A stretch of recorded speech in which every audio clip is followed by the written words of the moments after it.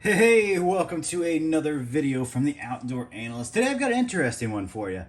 Really, this is going to be a video on traditional knives, but since it had something to do with the buffalo, I figured I would pull out the buffalo skull from the garage and pull out the casing from the good old 300 Weatherby that took them down last year.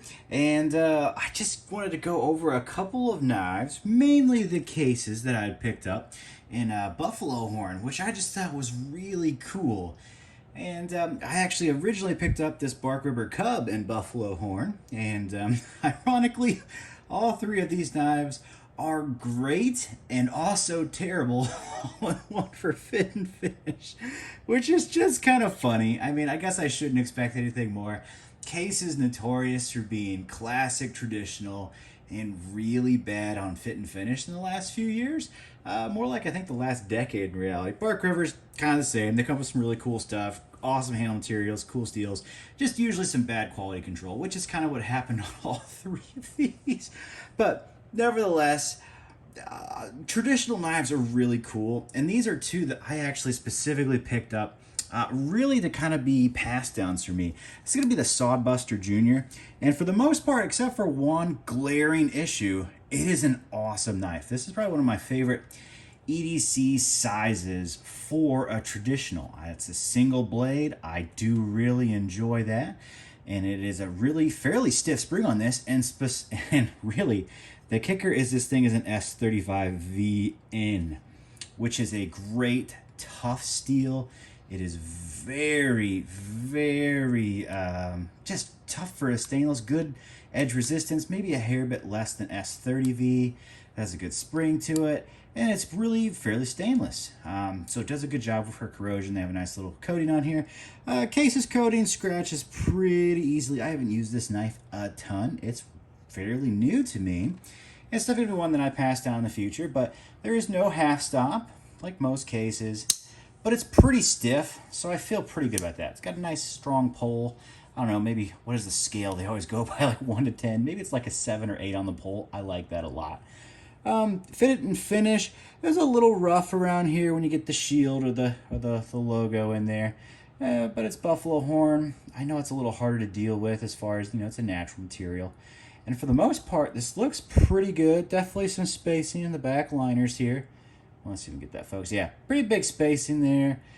I don't think that's enough to like call it as a terrible thing, but I'm gonna just let you in on this. I'm gonna close this, and it rubs the liner.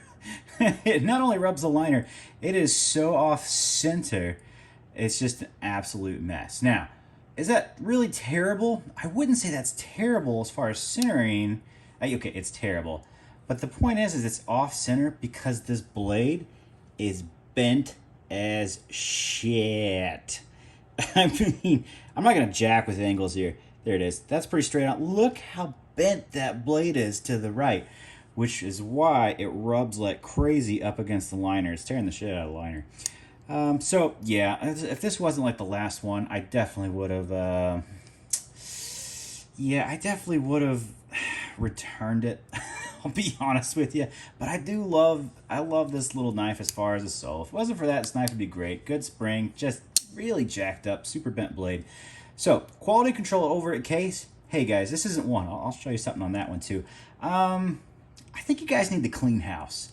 It's been long enough that I've seen some horrible stuff come out of Case lately. You guys need to clean house on just whoever's making your stuff these days, or fire your quality control person, or hire, maybe actually hire someone. That'd be nice. I'm trying to think if just watched a video on YouTube from I love that Blade HQ. They brought the Case guy on, somebody from Case representative, and all he would say is how good they're fit and finish, and they have no one that can do stuff like them. That's bullshit. You guys are terrible on fit and finish and quality control. Step up your game. This is a cool knife. This is buffalo horn, S35vn. That is cool. Cool liners. Man, whoever's doing these for you, this is a blind guy could see that this is so far off and bent. What the heck? What the heck? If you guys, actually like, initial who's does what, You need to either put in some more strict guidelines or take out some strict guidelines so people won't be afraid. It goes both ways when it comes to quality control. You guys need to clean house. That is absolutely terrible. On this knife, for the most part, it's pretty decent. Kind of weak springs on this this blade. This one has a pretty strong spring. The center blade, weak spring, and it won't close half the time. You take this kind of slow, it'll hang out, and it'll hang out open. You have to push it down most of the time unless you like slam it. Other than that, it's cool. This is s35vn 2. That is sweet for a little stockman. Man, that's just really disappointing. Yeah, definitely some gaps in the liners back here. And it's not just a shadow play. There it is. You can see the big gap in there. And then the entire center spring is just off. Like, where's your quality control on this stuff? You got to push these things down. Anyway, man, it's a little bit of a rant, a little bit of an awesome. Yet again, would I return this if it wasn't like, you know, rare and really, really cool as far as the buffalo horn goes? It's not a game changer for me, but it's kind of a warning. I'm not going to buy any more case. There it is. I won't buy any more case unless I hear some sort of huge change from their company. Hey, we cleaned house. Hey, we changed our quality control. I mean, same kind of thing with Bark River. Unless there's something really cool. They have such issues with quality control. This milling was literally done by somebody who did not give a shit anymore. So whoever did that, you shouldn't have a job. Like, this should be almost a fireable offense. When you look at milling on one side, oh, hey, nice and clean. And then this passes, like this is when the bit is so far gone, it's no longer doing. This is really rough, actually. Like, this is super. You can hear my nail getting filed down by that. So far off, it's kind of ridiculous. So very disappointing on that stuff. Quality control, they don't have people that look at these. They say they do. Like, somebody who saw that should have been, this is the biggest issue. And I really hate hearing, but you gotta send it back, they'll fix it. Nah, half the time they don't. Last time I actually tried to email them, it was about 2 months in the wind going back and forth, and finally they just said, F it, you're doing the wrong thing, we're not gonna help you really at all, just send it in this way specifically, and none of the other stuff that we've ever really said matters.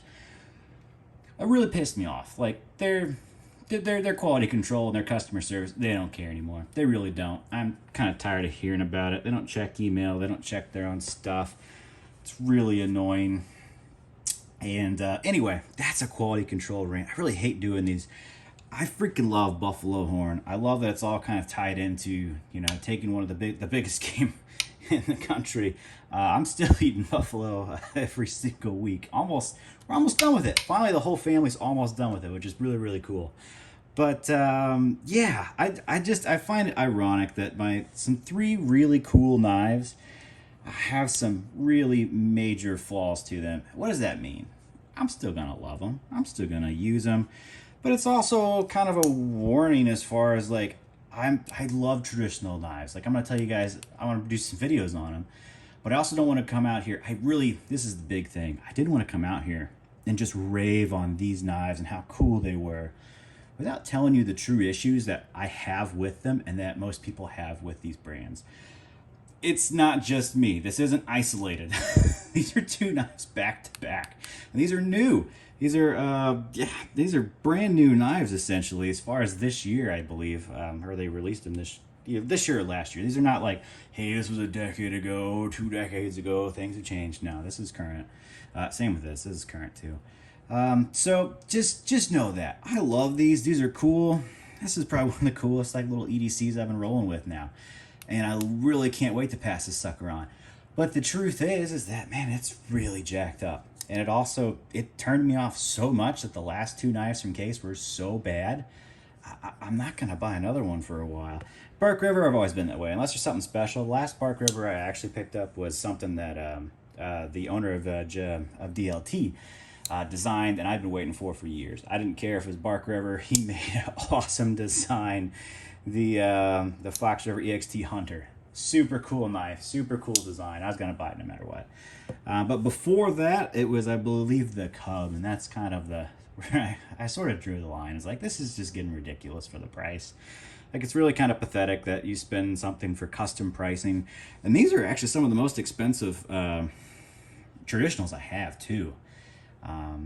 and they're way worse fit and finish when it comes to like a GEC. All my GECs are way better than these. They don't have those issues. Even on the multiple blades, it's just, yeah, it's insane. It really is insane. So keep an eye out. I just want people to know that I wanted to rave. I've actually thought about this video for a week because I was just going to come out and be like, freaking awesome, love these knives. But the truth is, there's a lot of issues with them, a lot of flaws, and for the price, there's other companies that will legitimately step up and do a better job. So before I raved about sweet traditionals and people go out and buy a bunch of cases and have huge issues, thank goodness I don't have blade wobble. Apparently that's one of the biggest things with cases. A lot of them have blade wobble. Mostly I've just found bad liners and I guess bad springs and then insanely bent blades. Never found that with a GEC. I haven't found it with a Remington. And Bark River, everybody knows their quality control is just atrocious, and service is pretty bad too as far as actually getting stuff fixed. You always hear they'll fix everything, and then the reality is most people have some issues on the back end with it. Me too.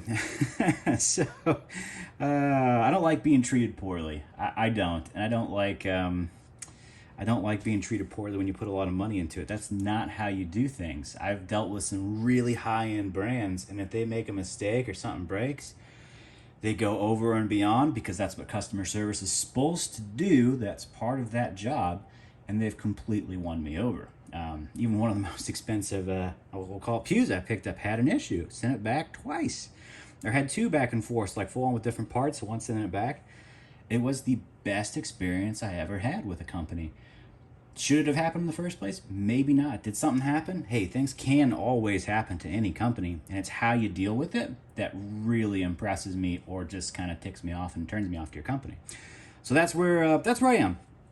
I know this was like a quality control rant, but I had to be honest. I'm just going to be honest with you.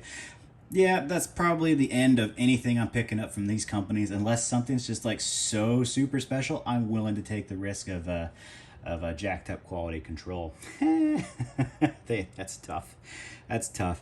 And man, I was gonna say, I think these are the most expensive traditionals I have. All my GECs have cost less than that. Shocking, I know, right? Pretty crazy. But that's the truth of it. So you can expect more from American-made companies. You should expect more. I think everybody should expect the best. If it's going to come from us, no bullcrap. I'm not going to hold you. You're held accountable. You don't get a pass because you're in the United States. You're in the United States. You should hire people that have a passion for what they do, quality control that holds people to that standard. So that's where I am. I still love these knives. Huge issues with them still, but yeah, they're really cool. Buffalo is such a cool material, and it just means a lot. It means a lot to me now. So anyway, I know it's kind of a mixed bag of emotions, mostly positive. Just had to be truthful about them. Didn't want people to get hung up. I'll do probably some more traditionals fairly soon, and I'll put in some really good what I think people should actually pick up. And surprisingly, one of them is Remington. Ironically, it's made by somebody else, but it's pretty darn awesome. So thanks for hanging out with me. I know this was an interesting video. I hope you have a fantastic weekend, and yeah, I will catch you on the next one.